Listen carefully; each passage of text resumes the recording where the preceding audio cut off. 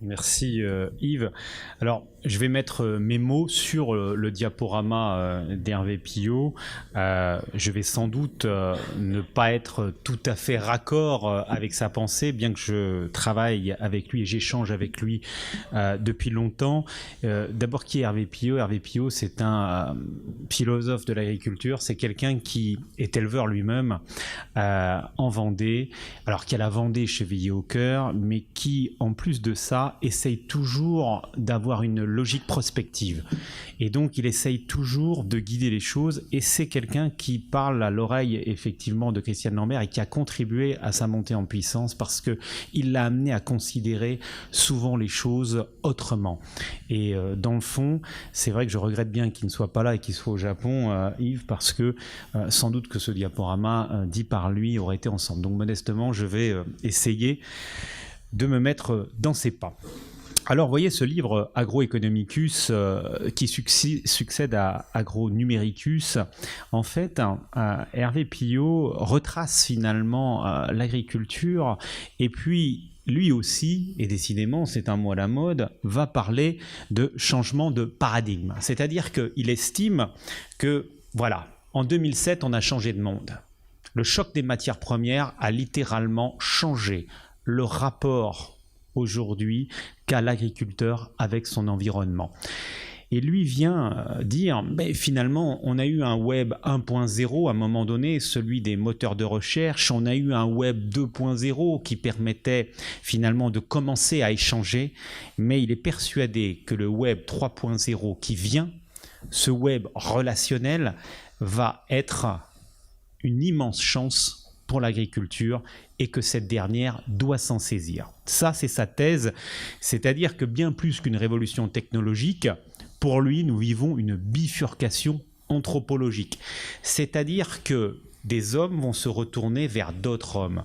C'est tout à fait d'ailleurs notre démarche, à savoir que des consommateurs qui se tournent vers des éleveurs, ils s'étaient tellement éloignés d'eux, tellement. Des forces les ont amenés à s'éloigner. Aujourd'hui, la digitalisation va faciliter ce rapprochement. Alors, derrière, Hervé Pillot dit souvent qu'il y a 3 clés dans le monde qui vient et que ces 3 clés concernent en premier chef le monde agricole. L'énergie. L'énergie, la question de l'énergie. Comment mobiliser moins d'énergie pour avoir des coûts de production en baisse? Comment, de l'autre côté, préserver cette évolution énergétique, cette population en hausse et cette planète qui va devoir supporter une augmentation de sa population. 10 milliards d'habitants en 2050 qu'il va falloir nourrir et puis, vous voyez, des croissances qui sont déséquilibrées. Vous voyez l'Asie, aujourd'hui, ce bloc asiatique qui concentre l'essentiel de cette croissance des émergents. C'est dire aussi que les exportations derrière vont concerner l'Asie. Mais l'Asie a très vite rattrapé son retard. C'est-à-dire qu'aujourd'hui, il n'y a pas un site web chinois qui ne soit capable de vous envoyer des SMS tous les 10 minutes pour vous dire où en est votre livraison. Bien plus sûrement que nos sites occidentaux. Ils sont déjà peut-être en avance. Ça veut dire aussi que l'exportation que l'on fera dans ces pays doit être une exportation digitalisée. Je prends en exemple le plus beau partenariat que je connaisse dans ce secteur. C'est bien parce qu'à un moment donné, le patron, le milliardaire chinois de Biostim a tapé lait de Normandie qu'il a atterri chez Isigny. Ce rapprochement entre des Chinois qui cherchaient une image, parce que derrière le lait mélaminé est une catastrophe pour la consommatrice chinoise, et derrière des métropoles chinoises qui ont une soif de lait. Et le partenariat entre Biostim et Isigny qui permet aujourd'hui aux producteurs normands d'être beaucoup mieux rémunérés, c'est du fait d'une mondialisation à l'envers. Mais c'est aussi la prise de conscience de Chinois nous disant « c'est pas vos Airbus, vos Ariane ou vos sous-marins nucléaires qui nous font envie, ça on sait les faire. » Mais nous, Chinois, qu'est-ce qui nous fait envie? Et de voir, parce que j'avais jamais rencontré un milliardaire chinois, de le voir courir dans le bocage normand avec son conseil d'administration et se faire prendre en photo avec de belles Normandes, alors là, ça m'a un peu sidéré. Et qu'est-ce qu'elles étaient belles, ces Normandes de 600-700 kilos. Magnifiques. Et ils envoyaient aussitôt les photos d'eux avec les vaches normandes à Biostim à Hong Kong. Et je lui dis, mais c'est ça que vous retenez de la mondialisation? Il dit, votre chance, c'est ce patrimoine que vous avez su garder quand d'autres l'ont fossoyé. Et donc, si on prétend vendre à ce bloc, il faut garder cette image. Et là encore, c'est l'image de nos paysages qui vont permettre de vendre à ce bloc. Mais ce bloc, aujourd'hui, il se pose la question de son énergie, tout comme ici, la question de cette énergie verte. C'est-à-dire que là encore, on peut présupposer que je vous ai présenté des piliers marketing. Maintenant, Hervé Pillot dit qu'en termes de prospective, bientôt, l'énergie verte concernera directement l'agriculture. Et la preuve aussi que l'agriculture est capable de déployer son énergie verte dans son élevage sera apportée. Alors, cette agriculture qui, comme le disait Christiane Lambert, pour certains pose la question de problème, ou est-ce que finalement on va vers une agriculture qui est une forme de solution pour les hommes? C'est certain que, tout à l'heure Bertrand parlait de changement climatique, c'est certain que l'agriculture n'échappera pas au changement. Un changement profond. On attend toujours plus de l'agriculture. Mais aujourd'hui, c'est vrai qu'on demande et on va demander aux éleveurs, aux agriculteurs de produire toujours plus, mais toujours plus propre. Ça, c'est ce qui va être demandé. La condition, ça doit être que les prix soient là et que le revenu soit là. Et c'est là que je parle à nouveau d'or rouge, c'est-à-dire qu'il y a quand même un phénomène extraordinaire. C'est que alors que la consommatrice, et quelle consommatrice achèterait aujourd'hui de la viande hollandaise, de la viande allemande, si on la lui montre? Aucune. On a fait cette démonstration l'autre jour avec des briques de lait dans lesquelles on avait mis des inscriptions hollandaises, allemandes. Au cœur d'un système U, à Carquefou. Pas une vente le matin. Donc, Martine veut des produits français. Derrière, elle se tourne vers les éleveurs français et les prix ne montent pas. Donc, il faut changer ça. Il faut changer ça et l'agriculture n'échappera pas au changement également dans son rapport à son administration. C'est-à-dire que là où on est d'accord avec Hervé Pillot, c'est que qu'est-ce qui différencie l'Allemagne de la France aujourd'hui? C'est que l'Allemagne a une administration partenaire. Partenaire. Je suis sidéré de voir à quel point, quand tout à l'heure on parle de contrôle, quand le contrôleur allemand vient, c'est dans une logique de bienveillance. Et c'est dans une logique de partenariat, quand souvent le contrôle en France est un contrôle qui est finalement accusatoire, voire inquisitoire. Ce nouveau paradigme agricole, on l'appelle finalement de nos voeux, mais Hervé Pillot me disait, dis-leur bien qu'on a tout dans nos mains. On a tout dans nos mains parce que quand on a cet or rouge que recherche tant la consommatrice, on ne peut que réussir. Alors, réussir dans ce monde digital, c'est aussi essayer de créer une économie rurale florissante. Pour ça, la digitalisation doit nous y aider. Parce que, à la sortie du salon de l'agriculture, tout d'un coup, je vois des jeunes venir me voir et me dire « Écoutez, on voudrait vous parler de notre projet. » Et je leur dis « Il me semblait bien jeune. » Elle me dit « Oui, en fait, on est deux là... à Polytechnique, un super-héros, l'un à l'ESSEC, des grandes écoles. » Et je leur dis, mais votre projet, c'est quoi? C'est qu'on voudrait absolument rapprocher les éleveurs de la restauration hors foyer. Ah, je leur dis, ah bon, et vous allez faire comment alors? Eh bien, on va créer une plateforme de rapprochement. Et je lui dis, technologiquement, vous êtes capable de le faire? Ah, mais ça ne nous pose pas de problème, monsieur Noël. Alors, on peut vous montrer. Et donc, vous êtes capable de gérer la connectique. Ah oui, sur les portables et tout, on sait coder. Vous êtes capable de construire une base de données. Et ils nous disent, on a fait un exemple. Voilà les 2000 restaurateurs parisiens, plutôt bobos, qui nous ont tous demandé des produits d'éleveurs. J'aurais dit, et donc vous êtes capable d'apparier en temps réel une offre et une demande.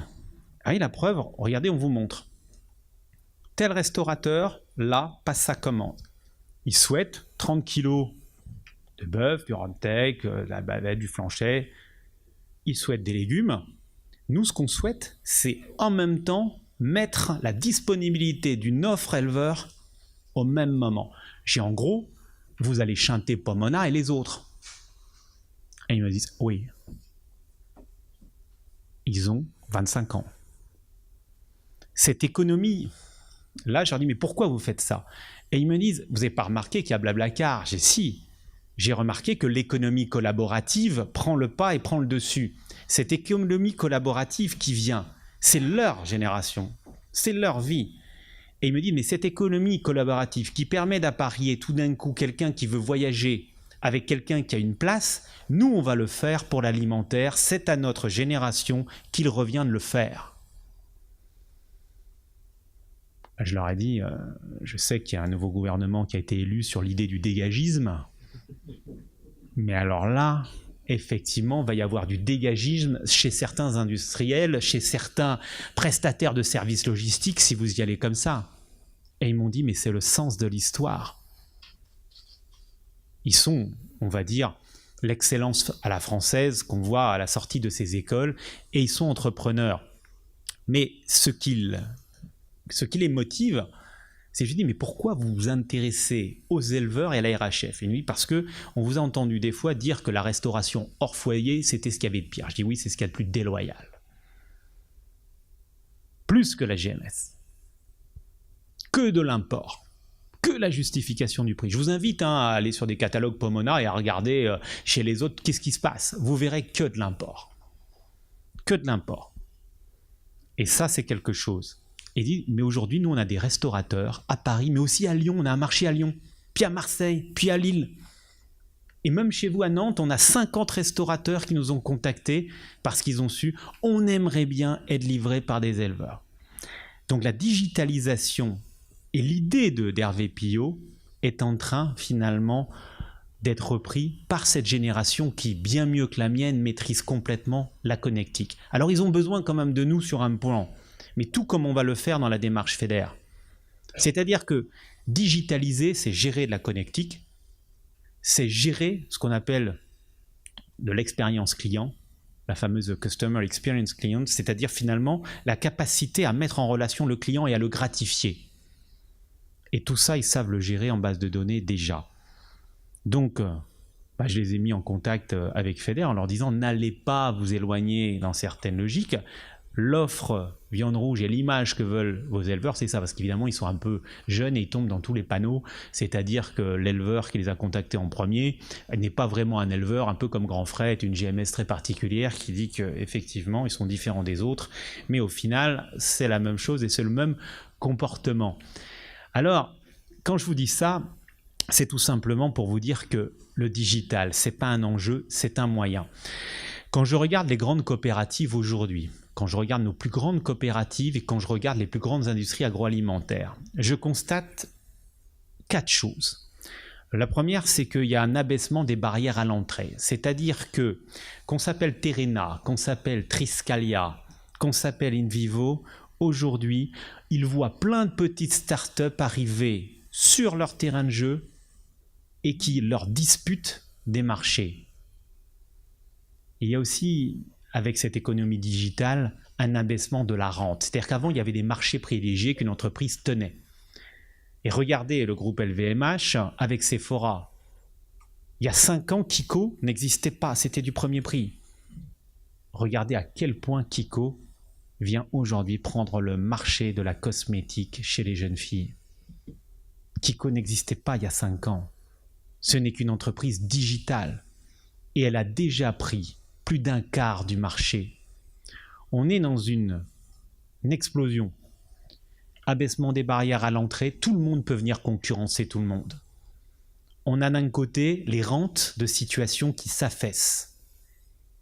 On a un capitalisme qui change. Hervé Pillot est persuadé que le financement global de l'agriculture va évoluer, que le crowdfunding va monter.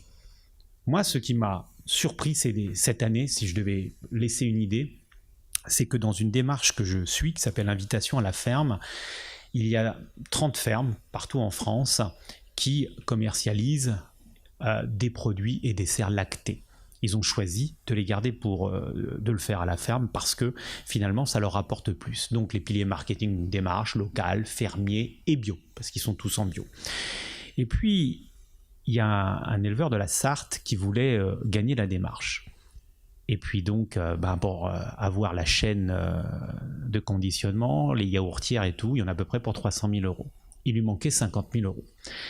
David Bonneau, le président du Crédit Mutuel, me dit « Olivier, je ne peux pas aller plus loin. C'est 250 000, on a fait le pool avec le Crédit Agricole, on ne va pas plus loin, on ne peut pas. » Et puis, au Salon de l'Agriculture, le patron de Mimosa, vous connaissez sans doute Mimosa, la plateforme de crowdfunding, Mimosa, était venu me voir en me disant « Pourquoi tu ne travailles jamais avec nous ? Pourquoi tu ne dis pas dans tes démarches aux éleveurs qu'ils peuvent s'adresser à nous ?» Olivier, il faut peut-être que tu expliques quand même Mimosa, parce que alors, Mimosa, je ne suis pas persuadé que tout le monde connaisse. Et quand on parle de crowdfunding, de choses comme ça. Alors Mimosa, toujours dans cette économie collaborative, Mimosa est parti sur l'idée simple qu'à un besoin de financement du monde agricole correspondait une offre financière et que d'autres particuliers étaient prêts à aider et à prêter au monde agricole. Au début, ça m'a semblé complètement dingue. Je me suis dit, donc quand un éleveur a un besoin financier, Yves, il existe un épargnant quelque part qui veut bien lui prêter. Au début, ça m'a semblé assez ésotérique. Et puis, comme il insistait, comme il me dit, tu ne crois pas au crowdfunding. Je dis, c'est pas que je ne crois pas au crowdfunding, c'est que je ne vois pas pourquoi, sauf à penser aux fameuses valeurs dont on parle et dont on a doté la démarche fédère, à savoir qu'il y a plus que prêter de l'argent. Je prête citoyennement, je suis socialement responsable de prêter à un agriculteur, à un éleveur. Et puis là, je me dis, par rapport à Christophe, pourquoi ne pas y aller? Donc, on prend contact avec Mimosa, et je lui demande, mais quelles sont les règles pour jouer? Il nous manque 50 000 €. Il dit, c'est à vous d'être bon dans la façon dont vous allez expliquer les choses. Et il me dit, c'est pas toi que je vais apprendre comment tu vas mettre en scène Christophe dans son élevage, mais il faut que tu y mettes les codes. Les codes, très bien. Il a des jerseys et elles sont assez joueuses. Et puis finalement, à un moment donné, il était assis là, puis je lui dis, mais tu vois, assis parmi les jerseys, alors elle s'approchait, lui donner des coups de tête et tout. Mais je dis, mais c'est ça le bien-être animal, c'est ça qu'ils veulent voir. C'est-à-dire qu'en fait, ils veulent voir ces animaux qui jouent avec toi. Alors on a fait un petit film avec son fils qui filmait sur l'iPhone. Et donc, j'y filme ton père.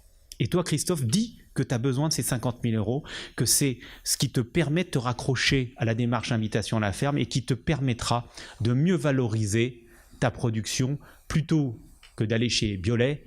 Là, tu valorises à 420 €. Là, au moins, tu valorises à 700, 750 € les millilitres quand tu vends du lacté.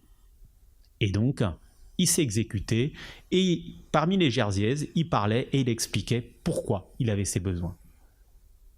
En 12 jours, les 50 000 € ont été prêtés. 12 jours. Ça m'a semblé incroyable. Et donc, en 12 jours, l'argent était là et certains particuliers ont prêté jusqu'à 6 000 €. Évidemment, j'ai demandé à Mimosa possibilité de contacter certains parce qu'il y avait une 50aine de personnes. Peut-on leur demander pourquoi ils l'ont fait? Et derrière, le mot solidarité est venu à chaque fois dans la conversation.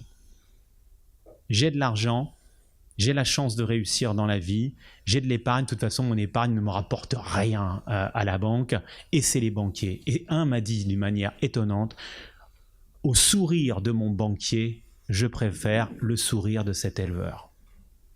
Vous voyez à quel point, au cœur des villes, les fameux bobos sont bien plus proches de vous que vous le pensez, et c'est la digitalisation qui rend possible cette rencontre. Rien d'autre. Rien d'autre. Et on est là dans une forme nouvelle de relation. Et tout le monde doit prendre conscience de ce qu'apporte. Alors effectivement, on va vers ces plateformes de données, ces bases de données, ces moteurs de recherche, cette connectivité, ces réseaux, et avec Hervé Piot, on est toujours d'accord. Je vous ai parlé, on a parlé de consentement à payer. On va vers ces consentements. Parce que dans le crowdfunding, Yves, il ne s'agit rien d'autre qu'un consentement. Certes, je prête 1 000 €, Mais dans le fond, je le fais et je me sens bien parce que j'ai fait une bonne action.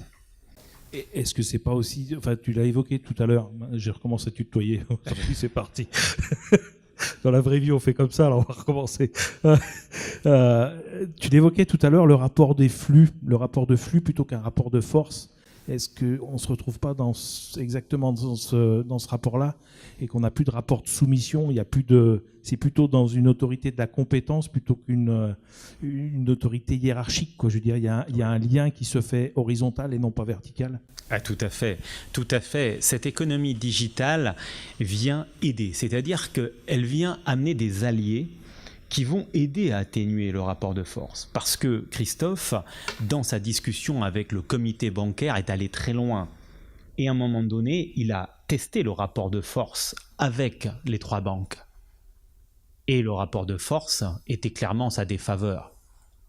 Maintenant, et David Bonneau me dit, mais tu peux le dire, parce que tu peux me citer, lui-même, quand il a vu les 50 000 € arriver, me dit, il se passe quand même quelque chose. Il se passe quelque chose, c'est-à-dire que l'atténuation de ce rapport de force amène l'éleveur à se sentir entouré. Et je lui dis, mais toi, ton sentiment d'homme, dans ta philosophie d'éleveur, c'est quoi? Et il me dit, moi, ça me fait chaud au cœur parce que maintenant, j'ai les gens qui m'ont prêté et qui sont embarqués dans ma démarche. Et ça donne quoi? C'est qu'en fait, il leur a demandé qu'est-ce qu'il pouvait leur donner en plus. Et ils ont dit, nous tenir au courant de votre aventure. Et il y a Jean-Baptiste qui meurt d'envie de te poser une question. Peut-être dès qu'on parle d'argent, ça revient. Pourtant, j'aime pas ça. Mais... oui, par rapport à notre démarche, j'en reviens un peu à ce qu'on vit, nous, dans ce groupe, et puis qui est très intéressant. Bon, ça nous paraît déjà un peu loin, le monde digital. Je sais pas, quand on est dans notre cours, on a quelques bases, quelques applis qui nous permettent de vivre, mais dans notre démarche, est-ce que sur la barquette de viande, par exemple, on peut déjà créer ce lien digital? Est-ce qu'on peut créer quelque chose avec le consommateur?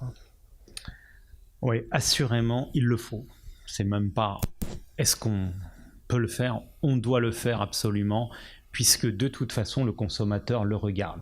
Que ce soit par QR code, que ce soit, je dirais aujourd'hui, par information sur un site internet, il va falloir créer une maison des éleveurs FEDER.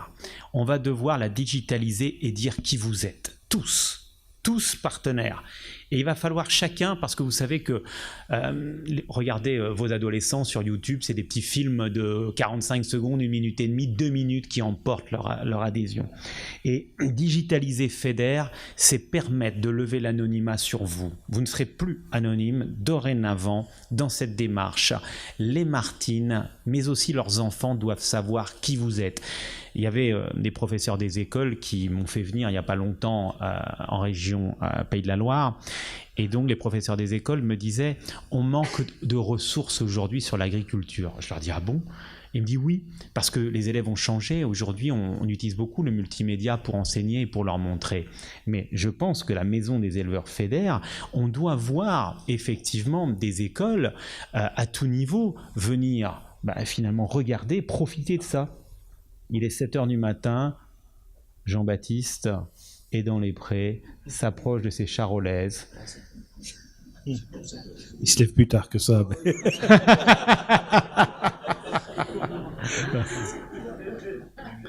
Elle n'est pas exigeante, Martine. Ce qu'elle veut aujourd'hui, c'est que loin de la froideur de la GMS et de l'industriel, le digital contribue à lui porter de l'émotion dont elle a besoin. Parce que derrière, tous ceux qui ont prêté à Christophe, c'est quand même de l'émotion qu'ils cherchent, c'est-à-dire à partager quelque chose, à partager un moment. Et au cœur des villes, là où les gens ne parlent quasiment plus à leurs voisins, ils utilisent aujourd'hui le digital pour créer du lien. C'est dire si les Martines sont en recherche de liens pluriels avec les éleveurs.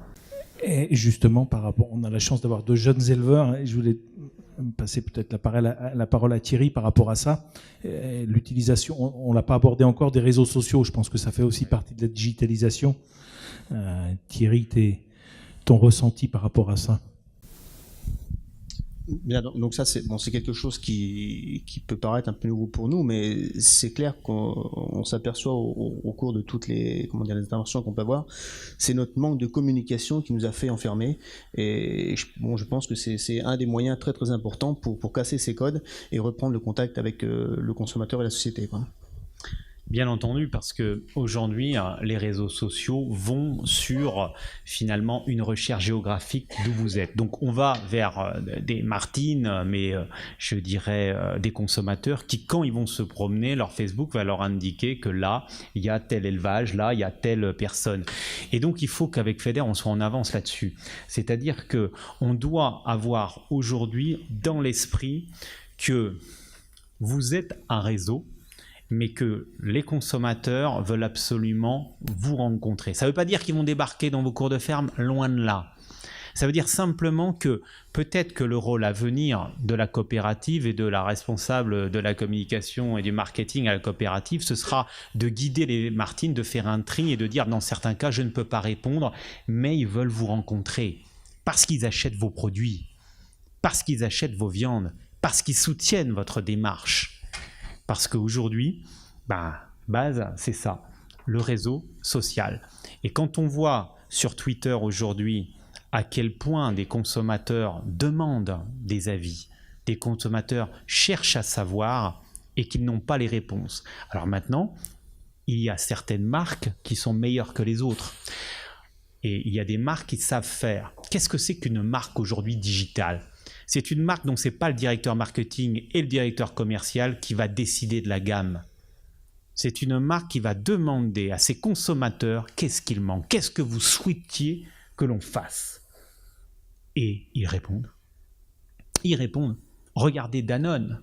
Regardez Danone avec la révolution Faber, le nouveau patron de Danone, qui me disait « Je ne peux pas imaginer aujourd'hui diriger sans mon social réseau marketeur ». C'est-à-dire, en fait, aujourd'hui, son directeur marketing, il est d'abord multimédia digital.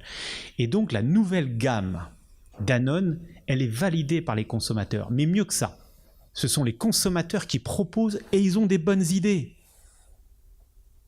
Danone qui prend de plein fouet les marques régionales qui déferlent sur ses parts de marché France. La seule réponse que l'on peut faire, c'est vis-à-vis du consommateur. Donc Danone a ouvert grand les réseaux pour se rapprocher des consommateurs.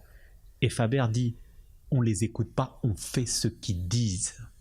La voix du consommateur qui se propage par le digital. Au-delà de cette... on a parlé aspect réseaux sociaux, crowdfunding, etc. Les éleveurs, nous, nos adhérents qui sont ici dans la salle, la première application, j'ai envie de demander à Raphaël, est-ce que ça ne va pas être par exemple la boucle électronique, c'est du RFID, c'est du... Qu'est-ce que ça peut nous amener par rapport au cahier de ressources, par rapport à la traçabilité, par rapport... Par rapport à, cette boucle électronique, j'espère que les décisions qui ont été prises récemment vont rapidement aller dans l'autre sens, parce qu'aujourd'hui la décision a été repoussée et on n'y va encore pas tout de suite à la boucle électronique. Et pourtant, je pense que par rapport au cahier de ressources qu'on causait, ça sera un des moyens de prouver ce qu'on fait, parce qu'aujourd'hui, d'enregistrer des données, tout le monde recherche de plus en plus de gains de temps, et si on ne va pas vers rapidement une identification électronique des bovins, là aujourd'hui les moutons y sont passés, et les bovins, si on n'y va pas rapidement, on ne pourra jamais prouver ce qu'on fait, parce qu'aujourd'hui, tout enregistrer, le faire et l'enregistrer, si c'est passer encore un peu plus de temps, aujourd'hui la majorité des éleveurs n'ont plus le temps de le faire, donc ça sera un des moyens d'enregistrer automatiquement les interventions qu'on fait sur les animaux, parce qu'il faudra le prouver, c'est pas le tout de le dire, il faudra le prouver. Surtout que c'est un principe de compétitivité. Et juste avant de laisser les distributeurs, je me rappelle qu'on déployait déjà de la RFID sur les alcools de luxe, sur le Ricard et autres. Pourquoi ? Parce que de toute façon, ces tags passifs ou actifs, c'est selon, mais ces tags vous permettent de multiplier l'information à volonté et surtout permettaient de faire des factures très vite. Parce que tout ça est basé sur du temps réel. Donc je pense que la Radio Frequency Identification, la dite RFID, aujourd'hui est un élément clé qui doit permettre justement la mise mise d'informations sur le site effectivement de la maison des éleveurs FEDER, des informations clés que la consommatrice peut rechercher. On va vers cette mise finalement en évidence de l'information parce que, et souvent on me pose la question sur L214, mais quand vous voyez les ayatollahs de l'information, ces intégristes finalement qui aujourd'hui essayent de casser, parce que L214 ce n'est pas de faire consommer moins de viande qu'ils veulent, c'est la disparition de l'élevage en tant que tel qu'ils souhaitent. Là, on est sur des associations qui sont radicalisées. Mais justement, le sondage, l'enquête vous montre à quel point Martine est loin de ça. Elle n'est pas du tout radicalisée. Et c'est la digitalisation, le fait qu'elle accède à ça, qu'elle voit les éleveurs dans leur travail. Et je vous ramène sur Facebook, tapez Tim le Farmer, Tim the Farmer, sur Facebook. Vous verrez à quel point Tim, dans l'Ontario, est une révolution. Il a commencé sur Facebook à dire ce qu'il faisait. Ah ben tiens, là je vais faire véler. Ah ben tiens, là j'ai un petit problème dans un champ. Là je vais faire réparer mon tracteur. Et puis, il a commencé à être suivi par des cohortes de Canadiens anglophones, rejoints par les Québécois. Et aujourd'hui, Tim the Farmer est devenu une institution. C'est-à-dire que derrière ça, les consommateurs qui le suivent comprennent une chose, comprennent le métier. Et derrière, cherchent ces informations. Et je pense que pour la maison des éleveurs, c'est ce qu'on peut souhaiter de mieux. Alors évidemment, comme dans toute démarche, il y a des égéries. C'est-à-dire qu'il y aura des éleveurs qui seront plus likés que d'autres.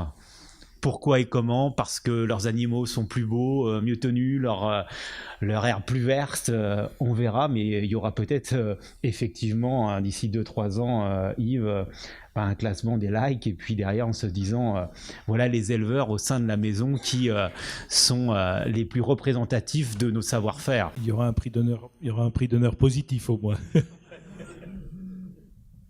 Je ne sais pas, Mathieu me disait qu'il n'y avait même pas de questions, alors ça me surprend. Alors, si je peux vous lancer un peu, Olivier est supporter du Stade français. Donc, dans cette zone auvergnate, si vous vouliez un peu l'activer, il faudrait quand même poser une question. Allez, il nous reste 5 minutes. Il nous reste 5 minutes pour clôturer cette assemblée. S'il y avait, Olivier, une idée à retenir de la digitalisation, enfin on a parlé de plein de choses, de maison des éleveurs, d'investissement des éleveurs en termes de communication sur les réseaux sociaux, sur le digital. S'il y avait un message à faire passer pour clôturer cette présentation, ce serait lequel? Le message, c'est celui du lien, c'est-à-dire que quand des financiers essayent de usurper une nouvelle fois, c'est-à-dire par exemple, vous prenez la ruche qui dit oui, j'ai passé une semaine en immersion dans une ruche. Et à chaque fois, je voyais les éleveurs qui étaient contents de mieux valoriser, mais à chaque fois en disant mais c'est pas notre métier, on perd du temps quand même à y aller, et finalement ça me prend beaucoup de temps. Et je demandais aux consommatrices, mais vous, qu'est-ce qui vous amène? Ah ben le lien. Et j'ai dit, mais vous payez plus cher le produit? Ah mais ça c'est pas important, mais en tout cas on passe un super bon moment avec les éleveurs. C'est ça qu'on doit retenir. C'est-à-dire que vous êtes l'expression d'un réseau d'experts. Moi, je dirais finalement des maîtres éleveurs. Vous faites du high-tech. Vous avez le droit à la rémunération de ce travail.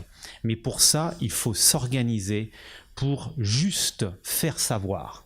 Et les consommateurs qui sont qu'en recherche de liens, mais en liens pluriels, ils veulent effectivement savoir comment vous produisez, ce que vous produisez, comment... Ils sont pleins de mystères. Il y a des gens, moi j'ai des étudiants qui des fois n'ont jamais vu de vache. Faut bien savoir ça. Ça arrive.